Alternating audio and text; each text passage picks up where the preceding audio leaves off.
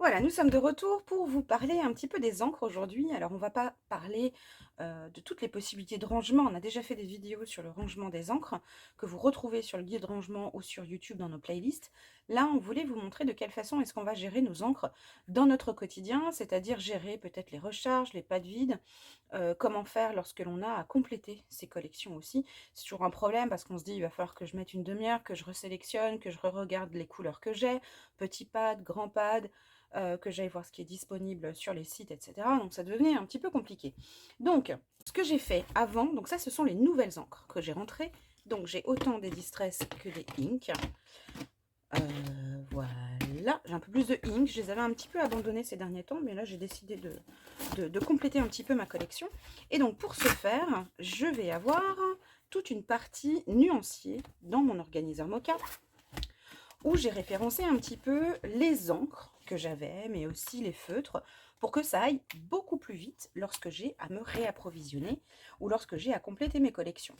Ce qui est bien aussi, c'est que si vous sortez, si vous allez sur des salons ou dans des magasins, vous pouvez prendre votre organiseur avec vos fiches et à ce moment-là, vous savez ce que vous avez au niveau de vos collections. Donc vous évitez aussi d'acheter en double. Alors, comme pour le mémo-rangement, ce sont des simples feuilles blanches. Donc, j'ai tracé mes collodes avec la règle cut line. Donc, j'ai fait en fonction d'eux, en fonction de ce que l'on peut trouver comme quantité d'encre dans les collections. J'ai fait vraiment en fonction. Alors là, qu'est-ce que j'ai fait pour pouvoir aller vite lorsque j'avais une commande de matériel à faire en me disant tiens, je vais compléter avec quelques pattes d'encre. J'ai sorti mes feuilles, j'ai regardé, j'ai les Distress Ink et les Distress Oxide. Alors ça, je fais avec une marque en particulier. Vous pouvez faire avec Versafine, avec d'autres. Donc les Distress Ink, j'ai tout simplement regardé là où j'avais des cases vides. C'est des encres que je n'ai pas puisqu'elles ne figurent pas sur ma fiche.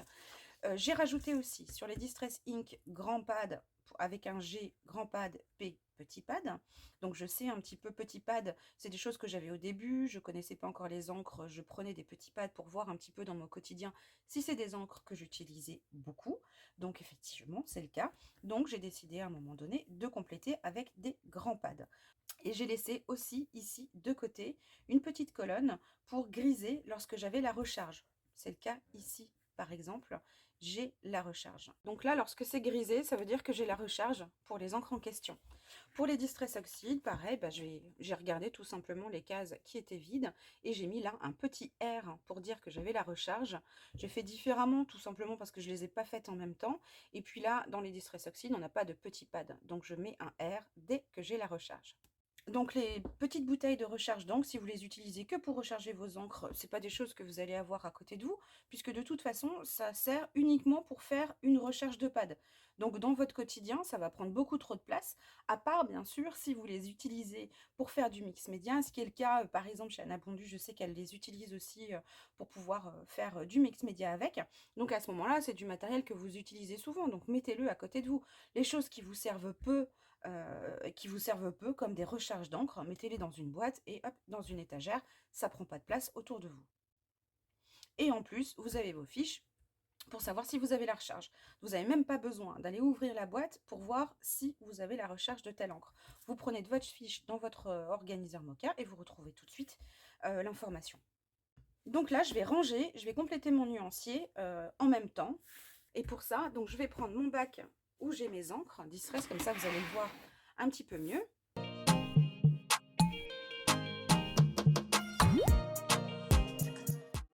Donc là, c'est mon bac sur lequel se trouvent toutes mes encres. Donc, il y en a qui se posent souvent la question, mais oui, les encres.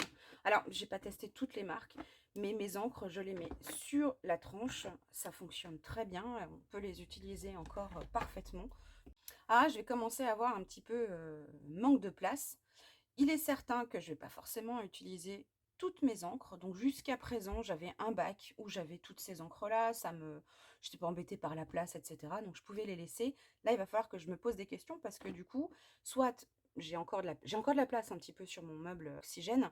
Surtout qu'en plus, je n'ai pas utilisé la dernière. Donc j'ai encore de la place pour rajouter des bacs si je veux. Je vais voir comment je vais faire. Je vais peut-être en enlever quelques-unes que j'utilise beaucoup moins pour savoir si vous utilisez des encres beaucoup moins que d'autres. Vous avez justement le rangement de vos mousses qui peut vous aider. Alors, ici, j'ai des Clickbox 16 cm médium où j'ai mis toutes les petites mousses pour toutes mes encres. Donc les oxydes en orange et les inks en violet. Alors, je vais essayer de vous montrer ça. Il va y avoir des trous dans mes boîtes parce que j'ai dû en prendre pour vous montrer un autre rangement dans la vidéo. Donc, il va falloir que je le refasse. Donc, voilà, celui-ci est vide. J'ai donc là, ici, par exemple, donc sur le principe, il y a une vidéo aussi qui existe sur ce sujet-là pour savoir comment est-ce que vous allez faire vos nuanciers. Vous allez pouvoir faire vos tamponnages ici sur le dessus et trouver à chaque fois la mousse qui correspond. Alors, je vais essayer d'en trouver une pleine. Voilà, celle-ci par exemple, on voit qu'elles sont quand même bien utilisées. Donc là, dans ces tons-là de couleurs, on pourrait dire que c'est peut-être celle-ci que j'utilise le moins, Stormy Sky. C'est peut-être, voilà. Par contre, elles sont bien utilisées. Et ici, c'est un peu pareil, à part celles qui sont au-dessus, ici. Bon, voilà. C'est une façon de faire pour voir si vous utilisez beaucoup une couleur et pour savoir aussi quelle recharge vous allez en priorité commander en fonction des angles que vous utilisez beaucoup. Par exemple, les oranges, là, je sais qu'à un moment donné, je les utilise beaucoup, donc j'ai plutôt intérêt à avoir la recharge pour ces couleurs en priorité. Donc l'avantage de faire des nuanciers comme ça, et des rangements de mousse, c'est que déjà on ne prend pas à chaque fois une mousse à chaque fois qu'on a à travailler, donc on économise aussi ces mousses. Les boîtes, elles se rangent assez facilement, elles sont individuelles aussi, donc si j'utilise que certaines encres, certains types d'encre, je ne suis pas obligée de tout avoir avec moi. On a rentré précédemment aussi donc les mallettes polies, donc ça ce sont les 125B. Donc celles-là, je voulais vous les montrer parce qu'on peut aussi mettre ces mousses à l'intérieur. Donc voilà, j'ai pris des mousses de ces boîtes-là pour pouvoir vous montrer ce que ça donne. Donc toujours avec le système de double face, etc., vous allez pouvoir aussi vous organiser et faire vos rangements de mousse assez facilement. Elles se rangent très facilement, je peux la mettre ici par exemple. Avec les poignets, ça permet de les prendre vraiment très facilement. Elles se glissent aussi très facilement dans vos sacs à dos ou dans vos petites, dans vos trolleys pour les transports. Et elles se rangent très facilement aussi dans vos étagères. Là, j'ai customisé ici pour vous montrer qu'on pouvait, elles sont comme les Clickbox, vous avez un petit renforcement ici sur le dessus, ce qui fait que quand vous passez votre main ou alors lorsque vous auriez possiblement des boîtes qui se frottent comme ça ne va pas du tout abîmer votre papier. Donc là, je vais garder ces boîtes-là. Pourquoi? Parce qu'il va falloir que je fasse mes nuanciers, il va falloir surtout que je réalise mes petites étiquettes. Les bacs à oxygène, c'est aussi très pratique puisque quand vous n'êtes pas du tout, lorsque vous ne scrapez pas ou vous ne faites pas votre loisir à côté de vos rangements, ce qui est le cas par exemple lorsque vous êtes sur la table de votre salon, les panneaux à oxygène, ça vous permet, vous voyez, de prendre votre bac et d'aller sur la table de votre salon avec. Une fois que vous avez terminé, vous rangez vos encres et vous les remettez sur votre panneau. Alors, petite chose que je ne vous ai pas montré non plus, il faut bien que je retrouve le tampon que j'ai utilisé pour faire mes nuanciers. Donc, je sais de quelle marque il s'agit. Donc, je vais prendre mon organiseur. Donc, je vais rester au même endroit. Je n'ai pas à aller regarder dans tous mes rangements. Je sais de quelle marque il s'agit. Donc, je cherche mes fiches. Je ne suis même pas obligée. Et voilà, il se trouve là, dans la 3 noire. Donc, je prends ma boîte 3 noire.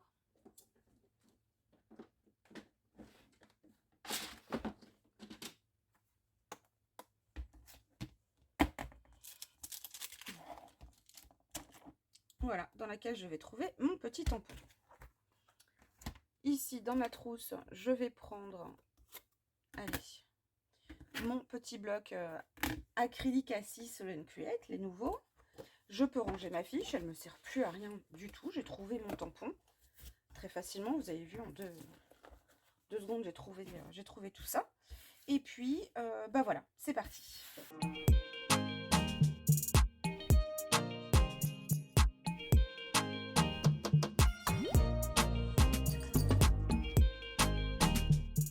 Donc là, j'ai rentré des nouvelles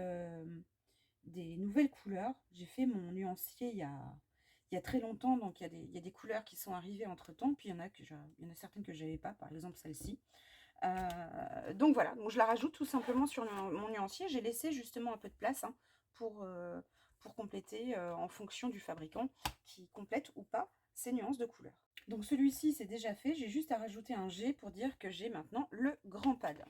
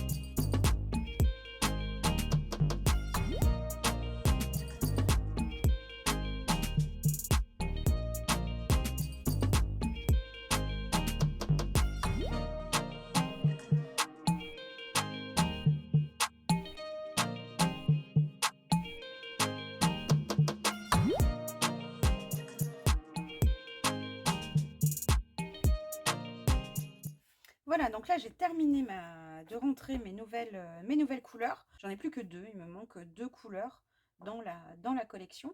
Alors étant donné que j'ai de plus en plus de couleurs, au départ lorsque j'ai fait mes boîtes pour mes mousses, il n'y avait pas autant de couleurs, ça fait un petit moment que je les ai faites et il va falloir que je passe sur un format un peu plus important. Donc j'ai le choix, soit je prends une troisième boîte et je continue avec mes nuanciers, soit je passe sur un format un peu plus important. Je vais vous montrer aussi qu'il est très facile de changer de rangement. Alors bien sûr, il va falloir que je refasse un nouveau nuancier, forcément, donc ça va me prendre un petit peu de temps.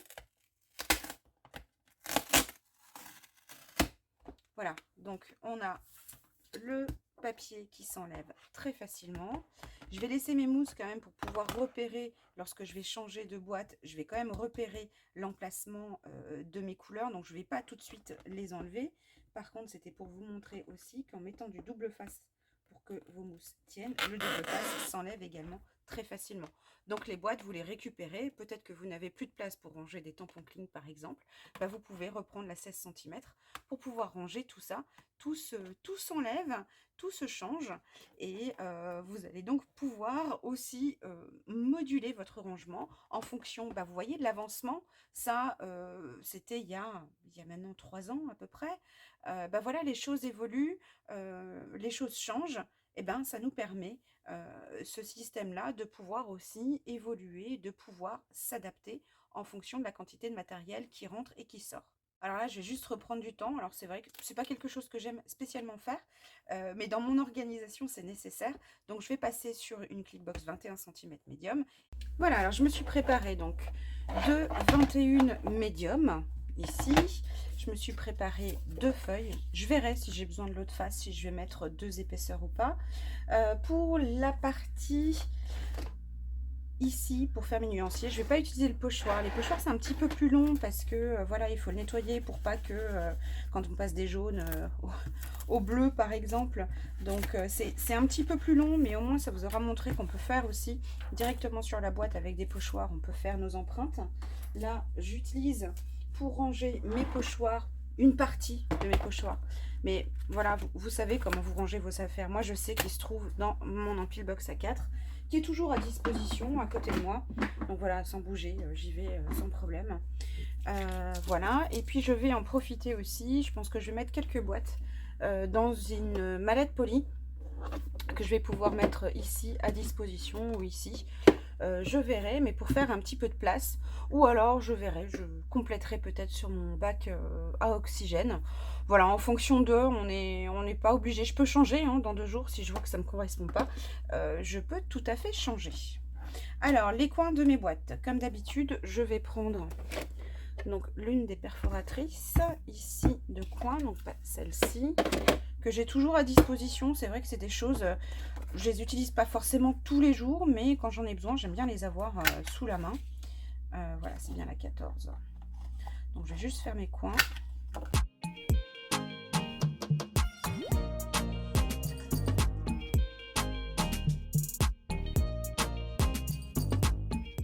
Donc là, vous ne faites pas les coins. Justement, vous voyez comment j'ai réussi à enlever ce papier de cette boîte.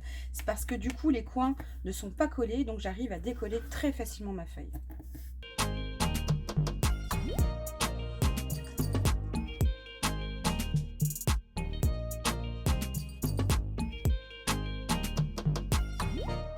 Alors, au niveau du motif, donc je vais tamponner des motifs pour aller beaucoup plus vite. J'ai pas spécialement envie de reprendre le papillon que j'ai là-dessus. Donc, je vais faire un petit peu le tour dans mon matériel. Donc, ça vous montre aussi comment utiliser Mocha au quotidien. Donc, je vais tout simplement, voilà, passer mes fiches en revue. Au lieu de prendre mes rangements les uns après les autres, non, là, je reste tranquillement sur mon plan de travail. Et puis, je prends, voilà, mes fiches qui récapitulent tout le matériel que j'ai. Et puis, je vais choisir un autre motif.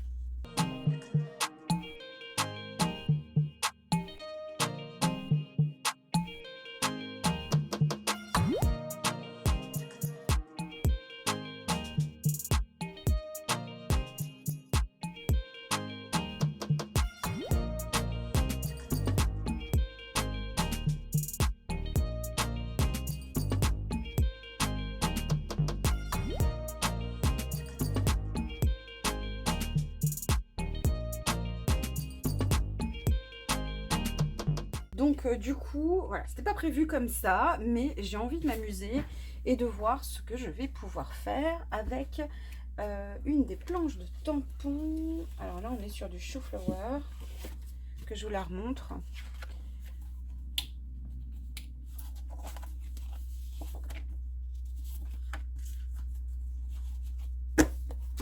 Avec celle-ci. Au lieu de faire mes cases avec la Rectline, etc., bon, je vais tout simplement tamponner des petites cases ici. Pourquoi pas peut-être aquareller le fond pour pouvoir avoir voilà, un nuancier avec les couleurs un petit peu aquarellées. Et puis pourquoi pas retamponner en ton sur ton dans les cases. Ça me fera en même temps, je pense, lorsque je veux choisir une couleur à utiliser, j'ai juste à chercher ma boîte et puis ben, je peux tester finalement les couleurs que je vais utiliser dans mes projets. Donc voilà, ce n'était pas prévu, mais je vais essayer de faire ça et puis j'ai envie de faire ça, donc je le fais avec vous.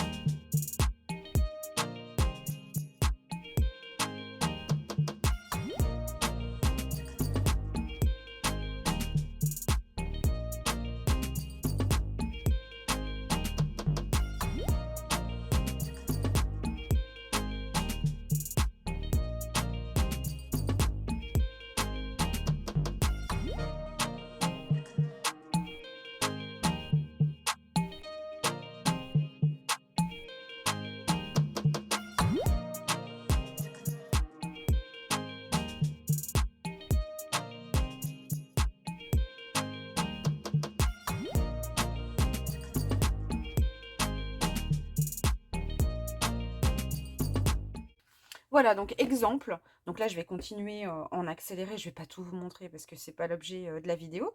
Mais voilà comment vous pouvez faire aussi un autre nuancier que vous allez pouvoir greffer sur vos boîtes.